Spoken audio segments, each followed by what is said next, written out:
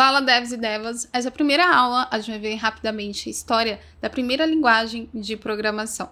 Faz bastante sentido vocês entenderem como surgiu, para que vocês entendam também com o que vocês vão trabalhar atualmente. A primeira linguagem, a gente pode voltar lá em 1843, Ada Lovelace. Ela foi a primeira mulher, olha só, a primeira mulher que criou o primeiro algoritmo de computação, que a partir desse pedaço de papel que ela escreveu esse algoritmo, lá naquela época, não existia computadores. Então ela fez todo o raciocínio lógico ali num pedaço de papel.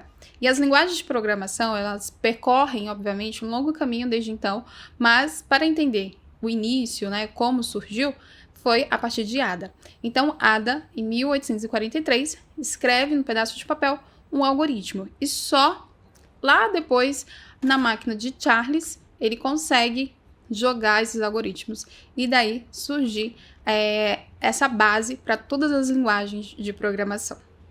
Em 1944, para 45 mais ou menos, o Zuzi, que vou deixar o nome dele aqui para vocês, ele descreveu a primeira linguagem de programação real chamada Plan-Cálculos.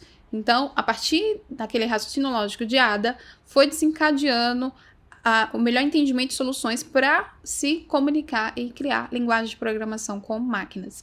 Então, em 1949, a linguagem de montagem de máquina, de calculadoras automáticas, de atraso, de armazenamento eletrônico, foi em 1849. E tem uma linguagem bem comum que é usada até hoje, que se chama Fortran. Você já deve ter ouvido falar, ou se seu pai já trabalhou com alguma coisa parecida. Tem sistemas que se chamam Fortran. Essa linguagem ela foi desenvolvida em 1957 por John. E é considerada uma linguagem mais antiga porque ela é usada até nos dias atuais. Porque tem muita linguagem que, no decorrer da história, foi parando, desuso e ninguém mais programou. Então, as linguagens de programação, ela foi criada para computadores, essa de Fortran, para computação científica, matemáticas, estatísticas de alto nível, e ela é usada até hoje em supercomputadores, ou seja, computadores avançados, né, mais avançados aí, que é usado no mundo. Para vocês terem uma noção dessa história Shirley, por que existe tanta linguagem? Por que não codificaram apenas um modelo de linguagem que todo mundo usa? Vamos pegar uma suposição. Se você for desenvolver, por exemplo, para Java, em Java para mobile, ela não é uma linguagem tão necessária assim para mobile, porque ela não foi feita com esse fim.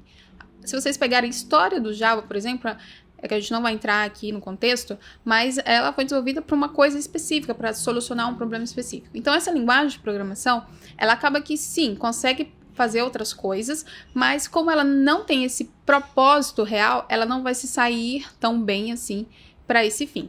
Então, vamos supor que você tem um sistema operacional iOS, você tem um iPhone, o seu marido tem um Android, então ela vai se comportar de formas muito diferentes. Para iOS, por exemplo, vai ser muito difícil você codificar para iOS com Java. Então, vamos pegar uma linguagem tipo Swift, que seria ideal para trabalhar com aplicativos iOS.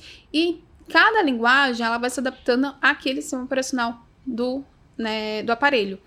Então, exemplo, uma linguagem que é bem mais interessante se desenvolver para mobile seria trabalhar com linguagem tipo de Dart. Dart você programa com o framework do Flutter e você consegue produzir aplicativos independentemente do sistema operacional. Ou seja, ele foi criado especificamente para remodular e modular nesses tipos de aplicativos.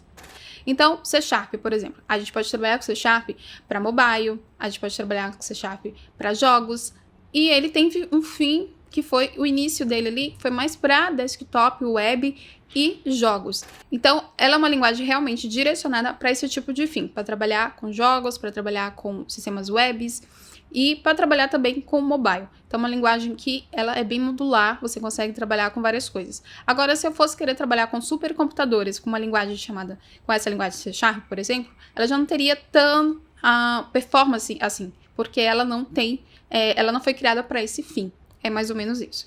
Então, espero que vocês tenham gostado um pouco da introdução de como surgiu o primeiro código, como veio a se tornar várias linguagens que existem hoje. Então, cada linguagem tem o seu propósito e por isso é fundamental que vocês entendam bem aí o que cada linguagem é capaz e é possível de ser feito.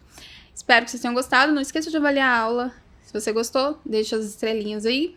E qualquer dúvida, deixe aqui nos comentários e em anexo tem o PDF com a aula que eu falei para vocês.